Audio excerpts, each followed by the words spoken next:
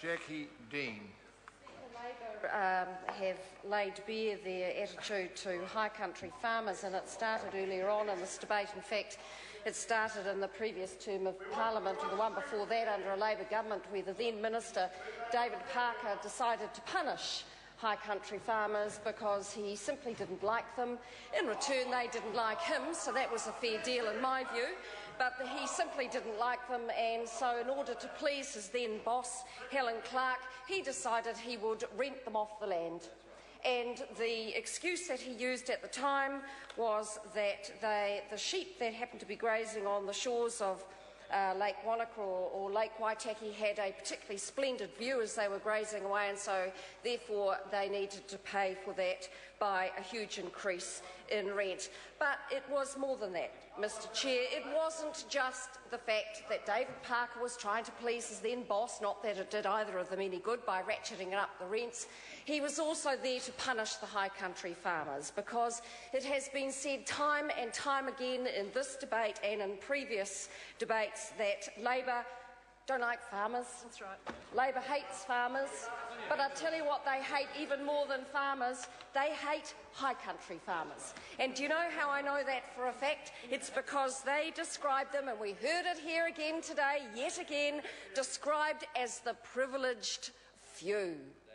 Those high country farmers, who those of us who actually get down to the South Island and know what it's like in the high country, know to be absolutely couldn't be further from the truth. These are the hard-working farmers of New Zealand who, 80, 90, 100 years ago, took over the land by way of a Crown Pastoral lease because it was rabbit-ridden, because it was hiration-ridden, and nobody wanted it. So what happened? The Crown of the day offered those high country leases to farmers because nobody else wanted it. And what did those farmers do with that land?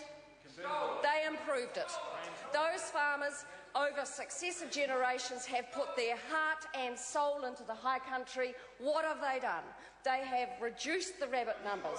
They have turned what was high country rubbish land into productive land for New Zealand, to the extent where the merino clip now is world renowned, and we have high-performing businesses in New Zealand like Icebreaker, like Mihi, the products of which are in demand all around the world. So those privileged few, and that was the words from the previous speaker, I don't know, the little red head over there, privileged few says it all. But of course that attitude was also Raymond Ho, that well-known Labor list MP, I think, referred to high country farmers as the privileged few.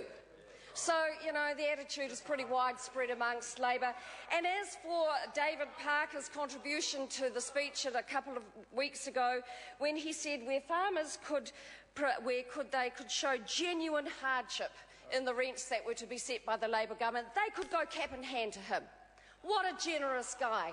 The high country farmers, if they could prove genuine hardship because of the unreasonable rents that he was putting on them, could go cap in hand to them.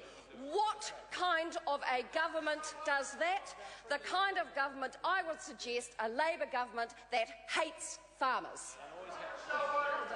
Honourable Damien O'Connor. Thank you very much, Mr Chairman, and I do kind of feel sorry for